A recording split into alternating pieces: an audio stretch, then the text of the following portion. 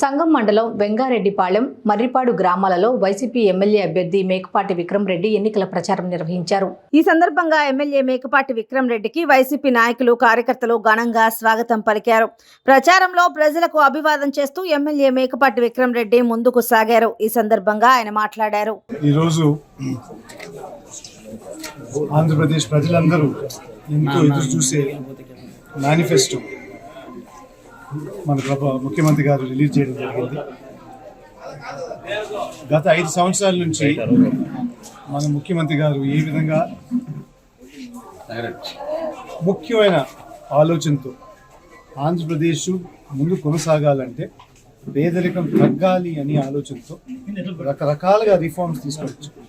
ఎడ్యుకేషన్లో కానీ, హెల్త్ కేర్లో కానీ, అగ్రికల్చర్లో కానీ, అంటే విద్య, వైద్యం, వ్యవసాయం అయినా కానీ అన్ని ఫీల్డ్స్లో రిఫార్మ్స్ తీసుకొచ్చేసి పేదరికం తగ్గించడానికి ఎంతో ఫలితమై ఈ 5 సంవత్సరాల్లోనే ఆంధ్రప్రదేశ్ నంబర్ 14 నుంచి జీడిపి గ్రోత్లో నంబర్ 4కి వచ్చింది.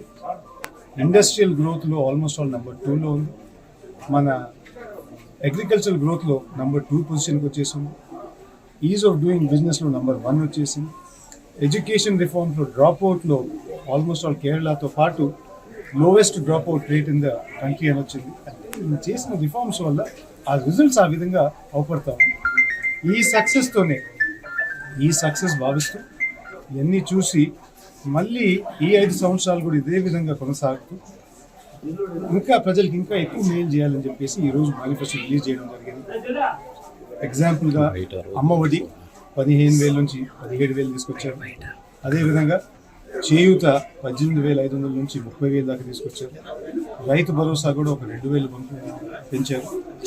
చేనేత కార్మికులకి డబుల్ చేశారు. 1,20,000 నుంచి 2,40,000 చేశారు.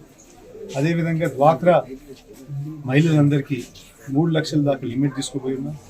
ఈ విధంగా మిగతాదన్నీ చూసుకొని స్కిల్ డెవలప్మెంట్ మీద కూడా ఎక్కువగా దృష్టి పెట్టి ప్రతి కాన్స్టిట్యున్సీలో, ప్రతి నియోజకవర్గంలో ఒక స్కిల్ హబ్ కూడా తయారు చేయాలని చెప్పేసి మేనిఫెస్టో నిర్ణయం తీసుకున్నారు.